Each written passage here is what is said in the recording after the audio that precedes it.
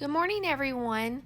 Today I'm going to be making some ham and cheese pinwheels. They are so good. So let's get started. I'm going to add 4 tablespoons of butter. This is real butter, not margarine. 4 tablespoons to this little cast iron skillet. You can use a saucepan also, whatever you would like. I just love this little skillet. It's so cute. And you want to add a tablespoon of minced onion. These are the dehydrated onions. And a half a tablespoon of poppy seed.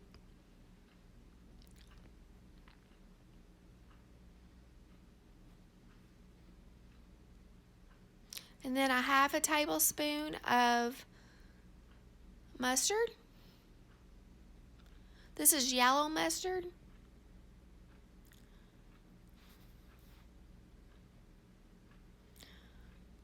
Okay, and then you want to use a half a tablespoon of Worcestershire sauce or W sauce, however you say it. I never can say it right. I always get it wrong. So, yeah, the W sauce. A half a tablespoon of that. This is going to make a glaze to go on top of the pinwheels. And to me, it kind of makes it taste like a White Castle for some reason. That may be just me thinking that, but I really like it. Okay, and then you want to take a cookie sheet. If I had to do over, I would use a 9 by 13 baking dish. I think they would rise better in that. So use that instead of the cookie sheet. You want to press your dough down really flat. And then I'm going to use some mozzarella cheese slices. You can use whatever kind of cheese that you prefer. And I've got some sliced ham. I'm just going to lay it down. If I had shredded ham, that would have worked really good. And then some cheddar cheese.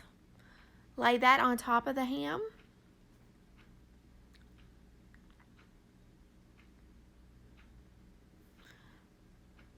Okay, and after you lay your cheese on top, you just want to start rolling from one side to the other.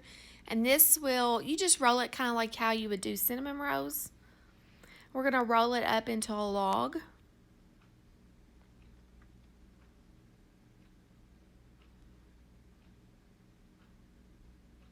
I hope you really like these. I think they would go really good with soups and chilies.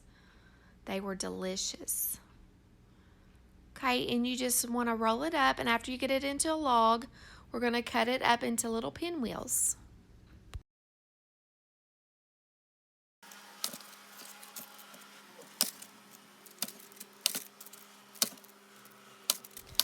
Okay, now after you get these cut up, you just want to brush some of the onion and butter mixture on top of each pinwheel.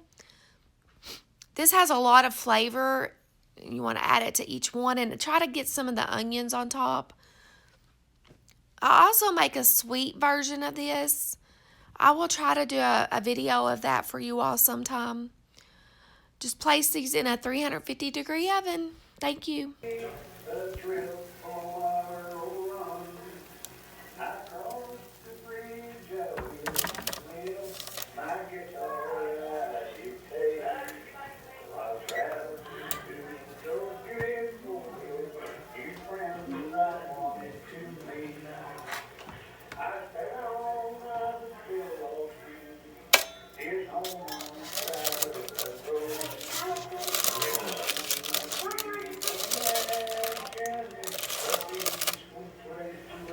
That was my husband's grandpa singing in the background on a video he was watching.